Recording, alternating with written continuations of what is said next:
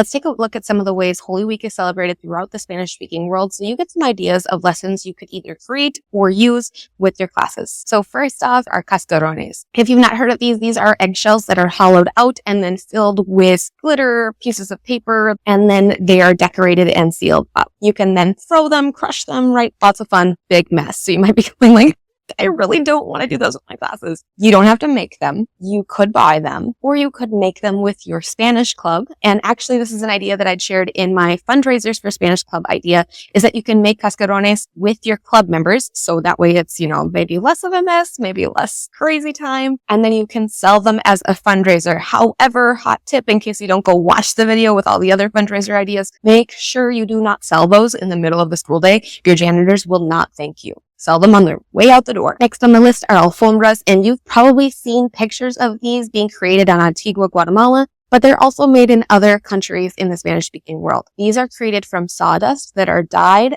or sometimes like flower petals or little pieces of flowers, and they make these big, beautiful decorations. And when I say big, I mean we're talking about city block big. These are super fun to talk about with your students to show them the different colors and patterns. There's lots of different examples, and then you can create your own. If you want more ideas for how you could create a lesson surrounding the tradition of creating alfombras, make sure you check out my video here for a step-by-step lesson plan and everything you need to make it happen. Everyone loves food. In Peru, there is a tradition on Good Friday where they eat 12 different dishes. And of course, the number 12 in Christianity has a lot of symbolism, but it's really easy to say, hey, there's 12 dudes who follow Jesus.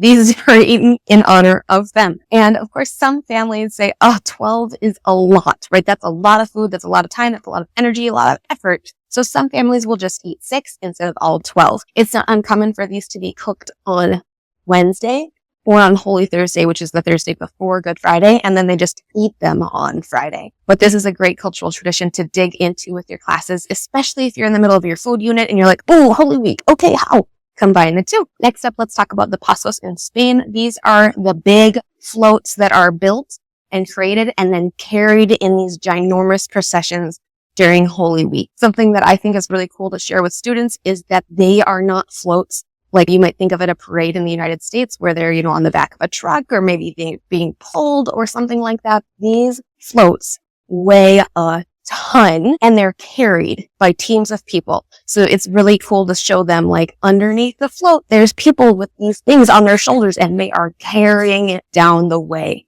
And you can kind of talk about, all that teamwork and all this effort that goes into building the floats and look at the different images and the things that are part of the processions. So Spain isn't the only country that does those huge processions, but other countries put their own twists on it, of course. So if you're familiar with Mexican history, culture, and traditions at all, you know that a lot of Mexican culture is a blend of Spanish traditions and indigenous people who were there before the Spanish ever showed up. Their processions and floats on Good Friday are another example of that.